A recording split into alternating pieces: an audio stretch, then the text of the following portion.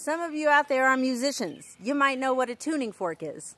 But for those of you who don't, it's this chunk of metal that looks like a two-pronged fork. And when you bang it against something, it vibrates out this loud, steady tone. When an orchestra is tuning up for a performance, the leader will bang out a tone with the tuning fork, and the musicians will tune their instruments to match the fork. I don't know if you've ever noticed, sometimes when you're in a particularly great mood, it can suddenly plummet. If you have a negative conversation or interaction with someone, it doesn't take much for someone else's negativity to bring you down right with them, right? In physics, when two objects are vibrating near each other, the one vibrating with the greater intensity will dominate. So when you come into contact with someone, whichever of you has the strongest emotional state is going to set the tone of that interaction, kind of like that tuning fork. As a result, whoever has the weaker emotional state will start vibrating at the same frequency as the stronger vibration. Now, when you're in a positive and joyful state of mind, chances are you'd like to stay there, right?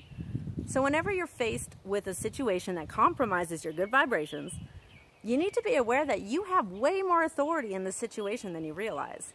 You can actually will the negative person's emotional state to synchronize with yours.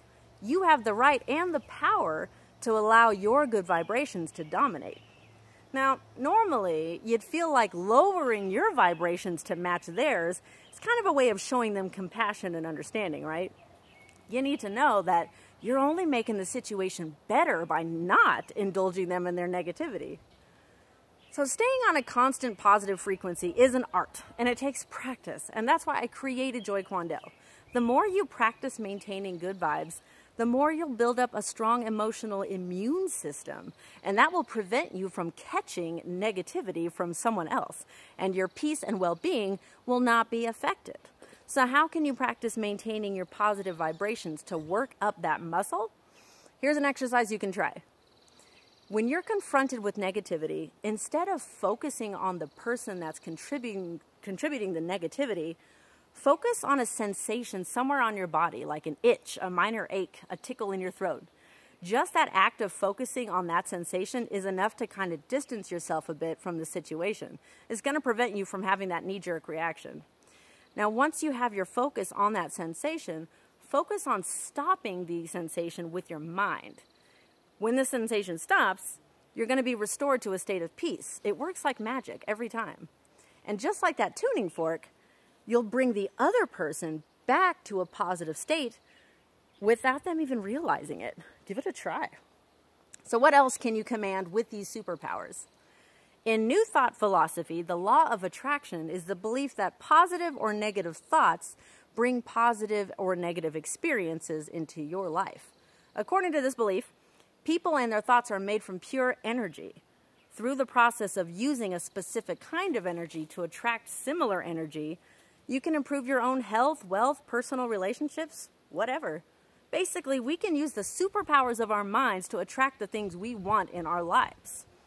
If you practice replacing those limiting or self-destructive thoughts with more empowering, adaptive thoughts, this power of positive thought and emotion is going to attract more positive experiences and opportunities your way. So I have a JOYkwondo training exercise that you can do over the holiday weekend. It's kind of an arts and crafts project. You're going to make a vision board. A vision board, it's simply a collage of images of things you want to attract into your life. The collage of images acts like a constant reminder to your mind of the things you want in your life. Because of your authority, you're eventually going to end up with everything on your vision board, even the stuff that you thought was completely unrealistic. Watch and see.